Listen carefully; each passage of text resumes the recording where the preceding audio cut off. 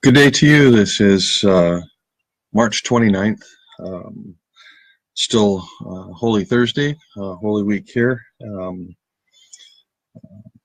and we are looking at John chapter 4. In preparation for this particular talk, I revisited this past week a lot of the research that I've done now. I realized going all the way back to the earliest time of my Bible study back in the late 1970s when I first became interested in Samaritanism. And I will be in the OP, in the post, I will include a bibliography of studies that I've read. I want to tell you a little bit of a story about this, and then we'll talk about the woman in Samaria. Hi, Johnny.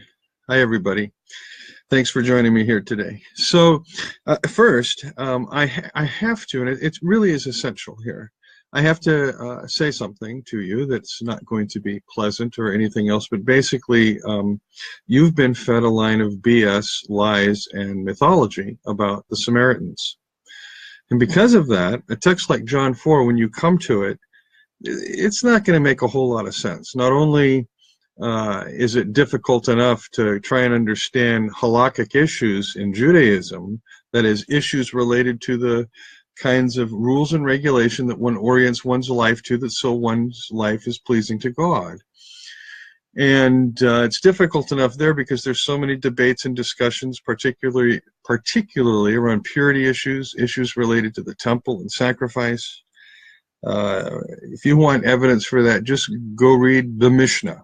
It's a Jewish document compiled around the end of the 2nd century by Rabbi Judah the Patriarch, and it includes some traditions that even come back as early as the New Testament. Some, not. I mean, you have to be careful how you read those texts too. But at any rate, go read the Mishnah. You'll see this back and forth of these halakhic debates that are occurring within Judaism, and they occur within the New Testament. We certainly see them occurring at Antioch. Antioch is a big halakhic debate about whether, Christian Jews can eat with Christian Gentiles, or is the meal kosher? Will they be rendered unclean? And we all know the importance of that battle. There's also something that occurs in the very same year that this occurs in 48, in the where Peter and Paul have the confrontation because the men from James come. In Judaism, it had been decreed that in 48, the Jews could not marry Samaritans anymore. The Samaritans were to be treated as Gentiles, even though they were Jews. And we're going to see that what had happened was there's this ethnic/religious mythology that gets laid on the Samaritans by the Southerners, by the Judeans. And there's an important figure that buys into that, and Christians have bought into it since. And as a result, we really have been sold a bill of goods when it comes to Samaritan. The bill of goods is, it goes like this. By the way, I have 4 quotes I'll be reading from Richard Poomer's book, The Samaritans. It's perhaps the most recent, phenomenally excellent introduction, very interesting, to the Samaritans. It's an Erdman's Press Book 2016. But he has a book-length study on Josephus and Josephus's take on the Samaritans. But he points out, with regard to the story in 2 Kings 17, I do need to preface Poomer's quote here. 2 Kings 17 is a narrative you all are going to recognize, where the writer says, okay, the Assyrians came in and they carted away the northern kingdom, and then they settled it with all kinds of foreigners, and then the 10 lost tribes were lost forever, and the region was just basically pagan, and then eventually you had some Yahweh worshippers get converted or something, but they weren't really Jews, and you have all of that myth going on in 2 Kings 17. An important thing about 2 Kings 17 to recognize is that when Old Testament scholars read this text, they already recognize. You can see the mythological tracing happening because this is a redacted text. You can see that the writers can't fit the tradition quite accurately in with where they want it to really go. And that again is the importance of revelation within history. It's breaking apart that. But Josephus bought into a particular reading here. In the case of 2 Kings 17:24-41, and this is Reinhard Pumer, Josephus is the first to read the later conflicts between Jews and Samaritans into the biblical account of the events following the return from the Babylonian exile in the late 6th century BCE in his version of events narrated in 1st Esdras and Ezra Nehemiah. Josephus is followed by so many at this point, and the assumption that remember, Josephus is a Pharisee, and if there's one group that the Samaritans, let's just say, hated, it's the Pharisees. They were not exactly well liked by the Essenes either, okay? We know Jesus had his trouble with them. We know that Paul was one. But the Samaritans, they are not half-breeds. They are not a mixed people. You can look at the bibliography, read the books in the bibliography. What they're all basically going to tell you is this: yes, there would have been a deportation in the 8th century BCE. Yes, it would have been of the same kind of deportation you find elsewhere of the well-to-do, the money. You bring in the money and the literate, and you're leaving the people of the land behind. But there's an entire priestly tradition that gets left behind at this point. Remember, we're not dealing necessarily with literate cultures. It's not to say there isn't literature yet. It's just emerging. It's just beginning to come to the surface. It's still a lot of oral tradition in the Israelite nation, the 12 tribes at this point. What you have rather is this northern tradition carrying on, this theological tradition, this first kind of quote first temple or even pre-first temple kind of thinking carrying on in the Samaritan priestly tradition. And that means the Samaritans are fully Jews. They're not Gentiles. But because of Josephus's reading, and because of the way Samaritans have been treated by Jews and Christians, even today, an Orthodox Jew considers a Samaritan as a Gentile. If Neusner and others are correct, that the Pharisees would have been the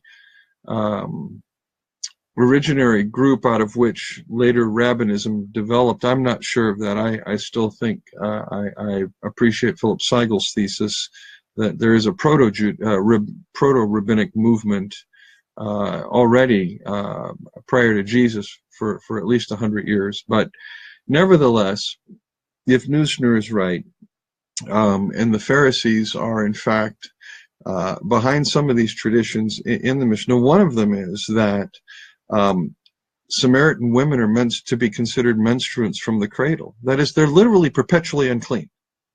Perpetually unclean. You can't touch them if you're a Jew. You can't go near them. That's a piece of halakha. The other thing to observe is that when you do see the Samaritans mentioned in the post-70 CE rabbinic literature, it's almost always related to these halakhic type issues, but surrounding it is this massive myth that we're dealing with, persons that are not authentically Jewish. They don't belong to the people. They are not at all to be considered the northern tribes. I don't know who's putting sad, mad faces up. That's pretty funny to see those things go. No idea about that.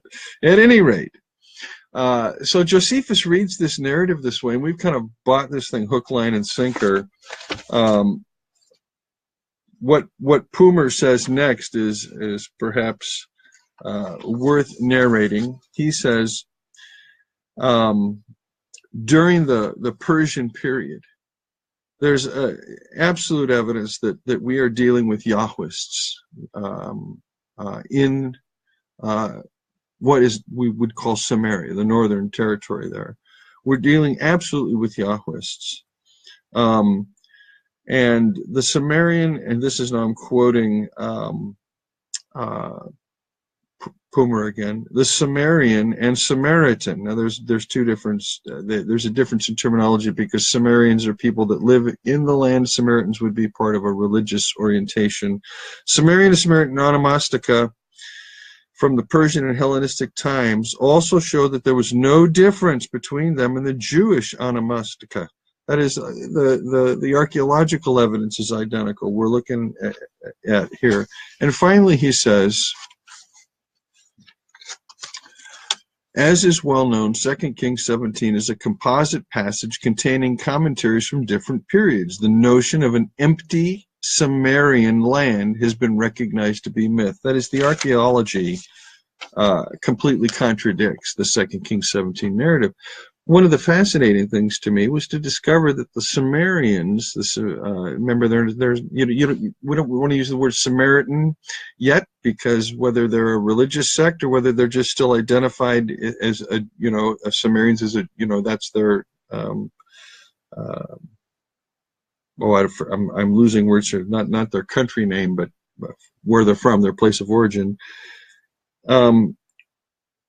What we want to recognize is that these, from the archaeology, that these folks were wealthy. They did well, okay? And there's a whole period for several hundred years where they're building their own temple. It costs money to build a temple, and they're building their temple on Mount Gerizim, while the returnees from Babylon are trying to build their temple in Jerusalem.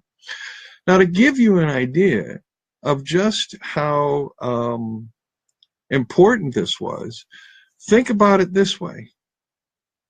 There are three things that all go together: temple, power, and money. Now, you have a temple in Jerusalem, and you got all the returnees from Babylon, the Ezra-Nehemiah tradition going, this is where God wants us to have the temple. This is where David wanted the temple built. This is where Solomon built the temple. This is Mount Zion. This is where we got to do all this stuff. God wants us to do it here. And, of course, their whole textual tradition is going to reflect that, because they're changing the text all the time as they're copying it and passing it on to make sure everybody knows that's where God wants it. That's what they're certainly going to be accusing the Samaritans of, is changing the text, because the Samaritan Pentateuch is different than the Judean Judist Pentateuch. But it may well be that originally the Pentateuch said Mount Gerizim. And, of course, the Judaites have changed that to Mount Zion. At any rate, you have this wealthy people building a temple, so much so that when the Jews in Egypt want to build their temple at Elephantine, not the Jews in Egypt, when the Jews want to build their temple at Elephantine, they send letters to both the temple in Jerusalem and the temple on Mount Gerizim, seeking permission to do so. That's how much authority and esteem, the Samaritan temple was held in. So you have these two communities vying for power, and what will eventually happen is after the Maccabean revolt, a few generations down the road, one of the grandsons of the Maccabees, John Hyrcanus, in 128, will take an army from the south and just go wipe out the temple on Mount Gerizim. And that didn't start the animosity, and it didn't create such animosity that there was no intercourse between Jews and Samaritans after that. But it was a nasty, nasty, nasty event that was certainly remembered deep in the history of the Samaritan people for a long, long time. And Hyrcanus only does this to cement his own political, religious, and economic power in Judea. And so they're marginalized and persecuted. And when Pompey comes in 64, 63, and conquers Palestine, he takes the Samaritans out from underneath Hasmonean or Maccabean rule, and they love it. To them, the Romans were liberators. To the Samaritans, you see. So it's not all bad news here. We've got to stop looking at Second Temple Judaism through these kind of neo-Marxist, neoliberal, neo-progressive, revisionist history bullshit stuff. We just got to start dealing with history as history, data is data, and stop all the nonsense. At any rate, there is an interesting tidbit here with Herod the Great. He will marry a Samaritan. Is this perhaps an attempt to bring the two peoples together? And as we noted, that will fail because certainly by the middle of the 1st century CE, that is around the time of the break between Paul and the Jerusalem church at Antioch, Judaism was already beginning to separate itself from Samaritanism. Now, Samaritans have their own kind of thinking, just like the Essenes have their own kind of thinking, just like Pharisees have their own kind of thinking, just like Zadokites have their own kind of thinking, just like apocalyptic groups have their own kind of thinking, just like proto-rabbis have their own kind of thinking. There's all these ways of conceiving things in ancient Judaisms, okay? There is not such a thing as Judaism. There is no such thing as a direct line from the Second Temple priesthood all the way back to Ezra, Nehemiah, all the way back to the exile, back before that, back to Solomon, David. No, that's a myth. It's a total myth. The Ezra, Nehemiah tradition is an empire tradition. You have to understand that. Judaism doesn't exist prior to the exile. It is Judaism that comes to the land from the exile, what we know as Judaism, learned Judaism. So much so that 1,000 years later, you have two Talmuds. One is Talmud, the Palestinian Talmud, but the other is the Babylonian Talmud. There's still, and has always been a strong was until recently, a strong Jewish community in that part of the world. So when we come to the Gospel of John, we have to understand that the Judeans viewed Galileans suspiciously to begin with. Galilee was perceived as a hotbed of revolutionary activity. The Judeans certainly viewed the Samaritans with great suspicion. They would not have been allowed in the temple in Jerusalem, for example.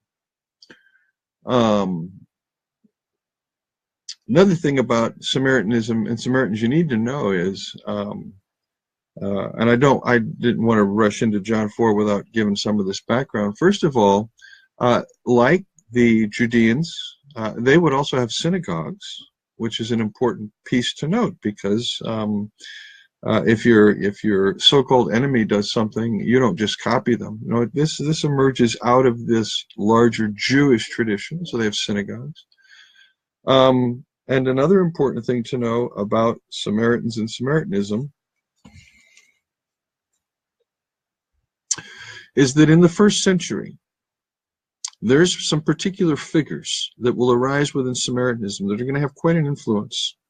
One we know from the book of Acts, Simon Magus. The other is Dositheus. And Dositheus is a Samaritan teacher. And I found it, again, I'm going to cite Pummer here. There are 3 things. Now, just consider the Gospel of John in your head here, okay, just for a moment. There are 3 things that you can say about Dositheus. I'll just simply read what Pummer says, and then we'll note the 3 things. Dositheus had the reputation of being able to work miracles, that's number 1, and to have written down his ideas. So he's literate. That's 2. He also appears to have applied Deuteronomy 18:15 to himself. That is, he saw himself as the prophet like Moses, whose return was expected by his disciples. So there's some people going to jump on this and go, see, the Jesus myth is made on the Dositheus myth. No, they're missing the point here. With Dositheus, what you have in the 1st century is a figure like Jesus, but a figure like this woman has either known, or if Dositheus is the suggestion is he's doing his work in the early part of the 1st century CE. In other words, the same time Jesus is doing his. We know of other miracle workers in Jesus' time: Honias the water drawer, or Honi the water drawer, Onias, and others that are other ecstatics that are doing these kinds of signs and different things. Magic is not unknown in the ancient world. Both Jews and Samaritans wore amulets. In the last 20, 30 years, there's been a lot of research done on superstition and folklore in Second Temple Judaism, and how you have all the prohibitions against stuff, but people, just because there's a prohibition doesn't mean people don't do it, so it's, sign says 55 on the freeway, people still do 65. And there's a lot of this stuff been discovered archaeologically, and it's fascinating to see the amount of superstition that goes along with some of what I would consider to be the rather extreme and bizarre apocalyptic visions and these kinds of things. But let's now come to the text of John. Jesus is going to travel through Samaria. It's not altogether safe to do that. It depends on the orientation of the particular Samaritans that he's passing. There are going to be some Samaritans, as is recorded in Josephus, that would occasionally kill Galilean peasants traveling through the territory. It's kind of like you're in our hood now, and you don't belong here, and you're dead. That's the way it is. It certainly happens to Samaritan pilgrims in Judean countryside, in Judean territory, same kind of thing. Doesn't mean it happens all the time or that it's regular, but it does happen enough that people get suspicious. And so here's Jesus, and he's traveling down through Samaria, and he comes to Sychar, near a plot of ground where Jacob had given to his son Joseph. Wow, bang. Now you're right in the middle of Samaritan theology, because it's the Samaritans who first propagated the traditions of the patriarchs. That is, it's the northern kingdom that will pass on the traditions of the patriarchs, Abraham, Isaac, and Jacob. Isaac is sacrificed, according to Samaritan tradition, on Mount Gerizim. That's Mount Moriah. Okay, it's a holy place. It's a sacred place. So you have immediately this patriarchal tradition, which is so essential to Samaritan thinking, sets it right up. This is an author that knows Samaritans, understands their thinking, understands their way of existing. Jacob's well was there, and Jesus, tired as he was from the journey. That's lovely. You have to hand it to this writer who, writing some 60 years after the fact from memory, adds these lovely little details that some will say it indicates Jesus' humanity, but it just certainly gives a narrative reason why he's going to sit down by the well, and it's about the 6th hour, and here's Jesus' problem. He doesn't have anything to drink with. So a Samaritan woman comes to the water, to the well to draw water. We know it's about noon. It's the heat of the day. It's not exactly water drawing time. So we're also given a signal that this woman is of questionable character, or certainly someone to be avoided. She comes out by herself, where she won't be shamed. And Jesus says, "Will you give me a drink?" He asks her for a drink. And in good Semitic fashion, the request will be honored. It's hospitality. The writer notes in a little footnote, his disciples had gone into town to buy food. Remember the purse Judas carries? We've talked about. I may have done that in another talk in my mentoring group. I'm sorry. At any rate, the disciples are gone. Jesus is by himself. He's hanging out at the well. The Samaritan woman says, "You're a Jew, and I'm a Samaritan woman. How can you ask me for a drink?" And the writer says, "For Jews do not associate, have things in common with Samaritans." Now, by the time the writer writes this, there's already been that breach in 48 where Jews and Samaritans can't marry anymore. Okay? And they're to be considered menstruants from the cradle. So imagine that this woman, now what is she doing? She's buying into the myth. You're a Jew, and I'm a Samaritan woman. She's buying into the myth. What are you doing talking to me? I don't get this. You're violating every boundary. You're a Jew. I'm a Samaritan. You're a male. I'm a woman. I mean, this conversation should not be happening. This is what she's thinking in her head, and she's kind of saying out loud here, how can you ask me for a drink? I can't put this together. This doesn't work. We're mortal enemies. We're hierarchical enemies. You know, you're a man, I'm a woman. All the stuff that goes on here. You're the oppressor, I'm the oppressed. Your people destroyed my temple. Bum, bum, bum, bum, bum. Jesus says, if you knew the gift of God, bam! I want you to notice, first thing he does, he doesn't get involved in a theological debate. Not yet. He just simply says, if you knew the gift of God and who it was that asks you for a drink, you would have asked him. And he would have given you the hudor zone. Another Johannine double meaning word. Zoe, life, okay? But in context with as a participle, living water or running water. It can also mean running water as well as living water. It's a double meaning word, okay? If you knew the gift of God and who it is that asks you for a drink, you would have asked him, and he would have given you living water.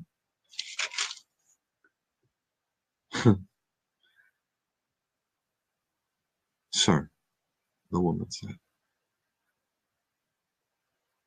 you're not a realist. You got nothing to draw water with. You're sitting here by the well. You got nothing to draw water with. You're asking me for a drink, and you're telling me that if I should be the one asking you? Is that what you're telling me? And the well's deep. How are you going to get down there? Where can you get this hudor zone? Now she knows something's happening here. She knows something's happening.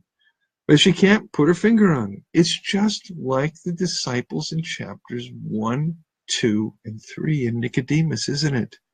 Something's happening, but they can't put their finger on it. They just can't quite grasp it yet.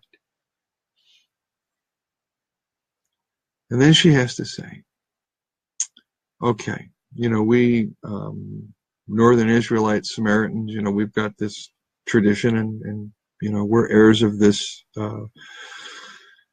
patriarchal tradition. Are you greater than our father Jacob, who gave us this well? He drank from it. He drank from it right here. See, there's the little plaque that says Jacob drank here in 1238 BCE. See the plaque? It's right there. It lets us know it's a historical marker. He drank from this well, as did his sons and their flocks and their herds. Just all this water. This well's full of water, right?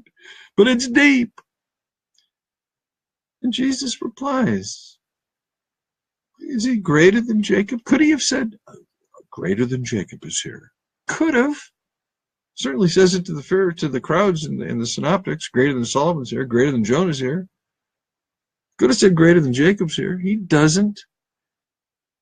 He's not mimetic at this point. He's not in competition with the patriarchs and all of the tradition that the Samaritans want to attach themselves to. He simply replies, everybody who drinks this water will be thirsty again. If Jacob drank this water, good, but he drank other water. He got thirsty. It didn't quench his thirst. If his sons drank this water, good, then that's fine, but it didn't quench their thirst. If the flocks and herds drank this water, good, but they thirsted again and had to drink other water. Anyone who drinks this water will be thirsty again, but whoever drinks the water I give him will never thirst.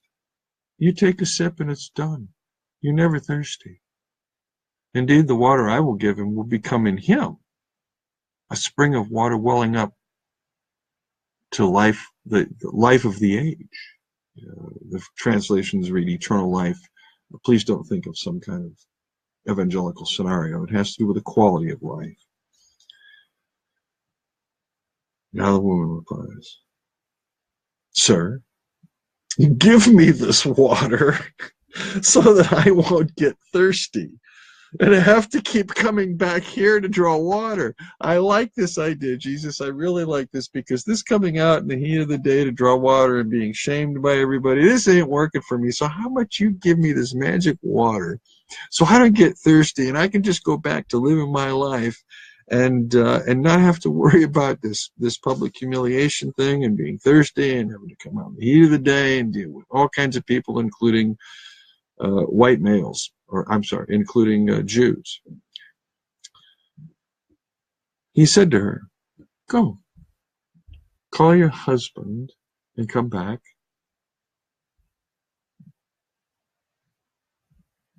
I have no husband, she replied. Jesus said, "You're right when you say you have no husband. The fact is, you've had 5 husbands, and the man you now have is not your husband. What you've just said is quite true." She says, "I have no husband." He says, "You've had 5. The guy you would know isn't your husband, so you're right. You have no husband." "Sir," the woman says, "I can see that you're a prophet. I can see that you have these abilities that are a bit beyond normal, because you just met me out here by a well in the middle of the heat of the day when nobody's around, and you know all this stuff about me. I perceive you're a prophet. You got something going on here. Now, if that's the case, I need you to really settle a major issue for me, please. Was Pelagius or Augustine right? Was Calvin or Luther right? Who was right? Our fathers worshipped on this mountain, but you Jews," she doesn't know he's been to the temple already in chapter 2 and done his thing.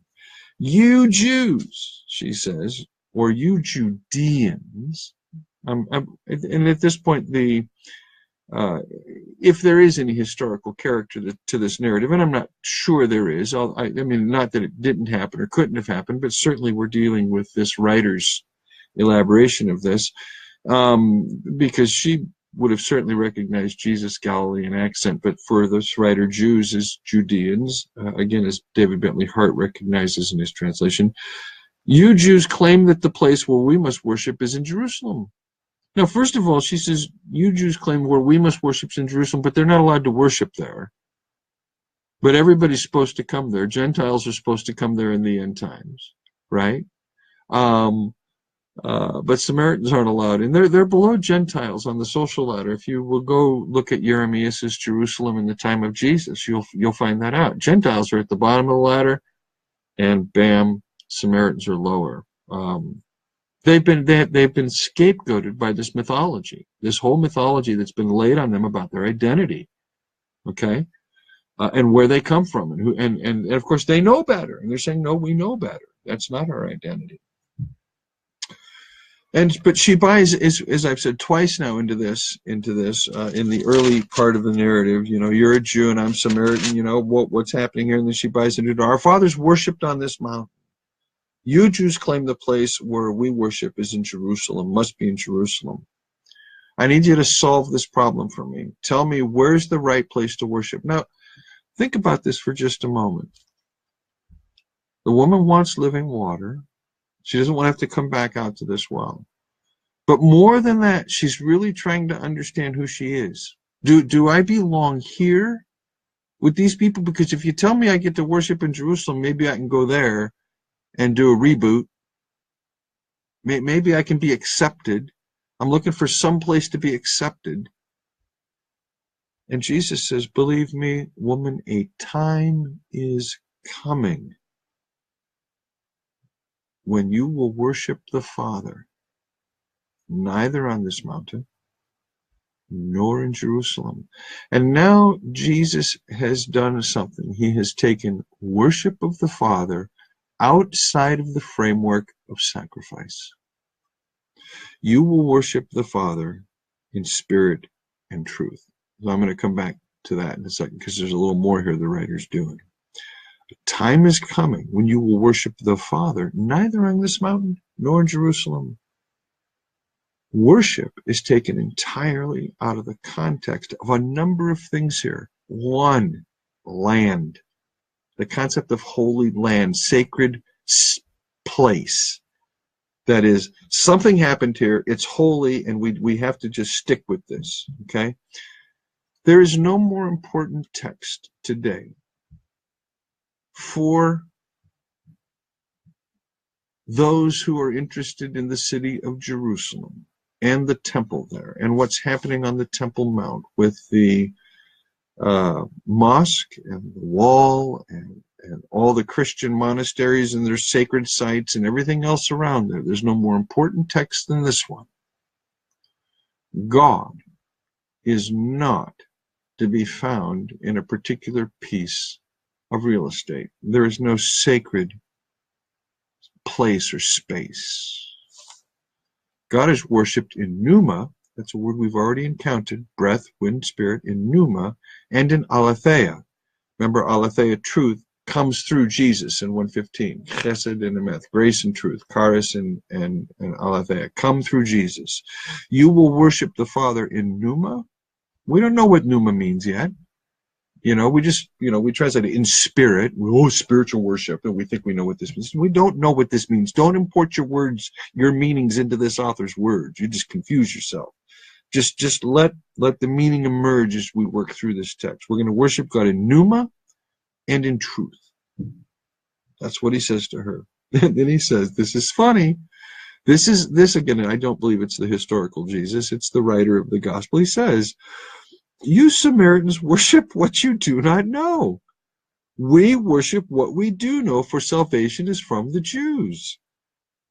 Yet a time is coming. Now, I have a difficulty with this because I can't quite make sense out of it in terms of the actual mythology of the text. Is the writer saying that, yes, the mythology of 2 Kings 17 is correct? Salvation comes from the Jews? It's difficult. That's a difficult text for me. Verse 22 is a very difficult text. You Samaritans worship what you do not know. I'm wondering, now this is, again, it's a wonderment, if the writer's referring to Samaritans and the influence of Samaritans. Remember, there's no such thing as Samaritanism. There are sects within Samaritanism, just as there are within the Judean area, just as there are in Galilee. There's so many different types of sects. Is he arguing against the Scythians here at this point? Is he arguing against the influence of this kind of thinking? Another very important piece of information, this is just for your general historical interest, is that in the last 30 years, it's become recognized that it is Samaritanism that is, in fact, the kind of seedbed of what will become Gnosticism, first through Samaritan influence, then through Jewish influence, and then the Gnostic literature, as you know, is very influenced by Jewish themes. At any rate, you have within this ethos a whole way of thinking where somebody's claiming to be the prophet like Moses, and they've written down their traditions and they've done miracles. It certainly could be that they're perceived as a rival to Jesus, in the community in which the writer's writing. If the writer's writing from Ephesus, there are Samaritan synagogues that have been unearthed in Thessalonica and on the Greek island of Delos. So it's not like there weren't Samaritan communities out in the ancient world, just as there were John the Baptist communities all over the ancient world, just as there were synagogues all over the ancient world, some influenced by Pharisees. There was certainly an Essene presence in Ephesus. So when you think about ancient Judaism, just don't think land of Israel. Think bigger picture here. We're dealing with a lot. The Jewish community in Alexandria was almost 25% of the entire population. It's estimated that there were between 100 and 500,000 Samaritans during the time of Jesus. Probably closer to 200,000 is a figure that seems to be most folks will settle on. It's a lot of people. It's a lot of people. And considering that they're well-to-do financially, considering that they tended to be a little more friendly toward the Romans because they were delivered from Hasmonean rule and the bad Judeans who destroyed their temple. I mean, This is the Samaritans. Now, there's another piece of this Samaritan thinking you have to be aware of. There's 4 parts to the Samaritan Creed: belief in the one God, belief in Moses, belief in Torah, and belief in the day of vengeance and recompense. Those are the 4 parts. So there's a 5th later on that comes in down the road for modern Samaritans in the Middle Ages. But those are the 4 creedal beliefs. We believe in one God. Moses is his prophet. Torah is God's book. And there's a day of recompense and judgment coming. That's Samaritan thinking. Okay?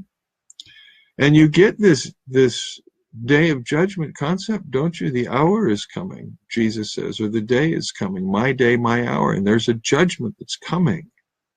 And so this day of judgment and recompense in Samaritan thinking, which is eschatological, is now, in this writer's view, of course, here already.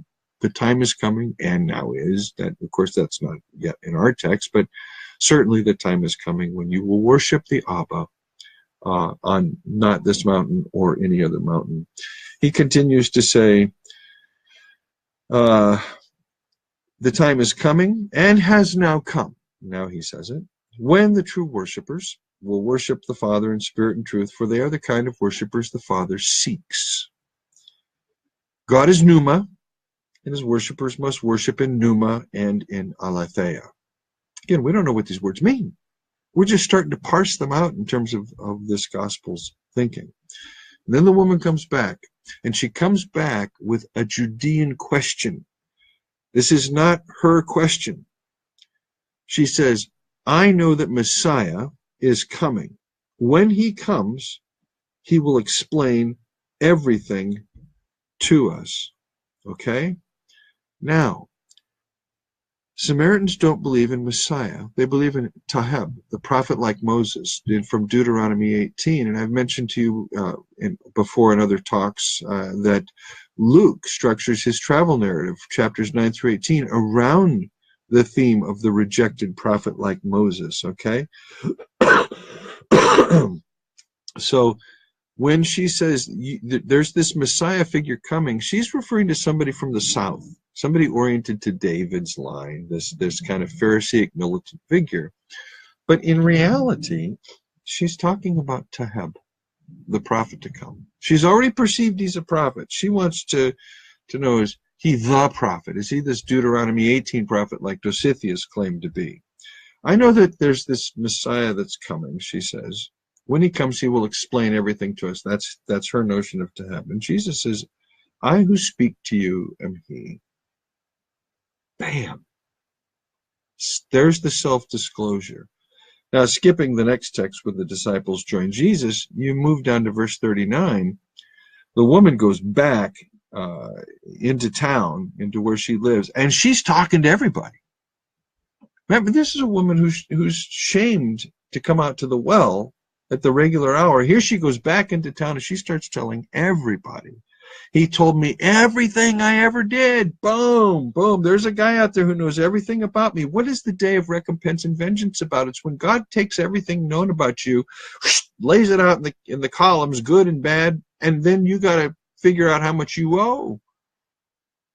Samaritans, interestingly, don't use the term Gehenna or hell or Hades. They simply refer to the fire. That's their eschatological term, the fire. At any rate, who is it that they're waiting to bring for God to bring the day of vengeance and recompense upon? Certainly the Southerners, the Judeans, those who destroyed their particular temple back, 150 years previous to this conversation. That's who they're waiting for. And Jesus is trying to tell her, none of that is real. None of this theological thinking you have matters. And all that matters to her is that this day of recompense has come. And she's been offered living water. This day of judgment has come, and everything that could be known about her is known, and she's not shamed with him. He doesn't shame her. He simply speaks truth. Not just to her, but to the mythology she's bought into. Then it says, the Samaritans came out to him, and they urged him to stay with them. Now here comes the hospitality. And he stayed 2 days. He stayed 2 days. And because of his words, many more became believers. Here you have Samaritan disciples. Get this. Samaritan followers of Jesus of Nazareth. Let's come back to the break in the episode. Actually, it's 45 minutes. We'll come back to the break next time before we move on to Jesus' second journey to Jerusalem in the Gospel of John. Okay, a little bit about Samaritanism. I will be putting in the OP in just a moment when we end this. A little bibliography for those of you that really want to explore this further. I will mention a lot of your commentaries are still oriented toward the Josephus rendering of the Second Kings fictional 17 fictional account of the origin of the Samaritans. Do be careful of your modern commentators. There's it's really only been in the last 20 years that we've really, frankly, understood the impact and the import and the substantive influence of Samaria and Samaritanism on both Second Temple Judaism and on the New Testament as well. There are many places where the Samaritan Pentateuch and the Qumran scrolls agree together over against the Masoretic text. Okay, we're not dealing here with a marginalized group of people that are just half-breeds that don't have any authenticity to them. No, we have a lineage here that we have to deal with, but Jesus will say, you know, even that has to be transcended. Would to heavens that those who use this text today to try to talk about Jesus and the marginalized recognize that all of the identity politics they practice cannot be justified by this text. As a matter of fact, Jesus says identity politics will be transcended, and those who worship the Father will worship in spirit and in truth. All right, man. Peace and love. Cheers. Talk to you later. Bye-bye now.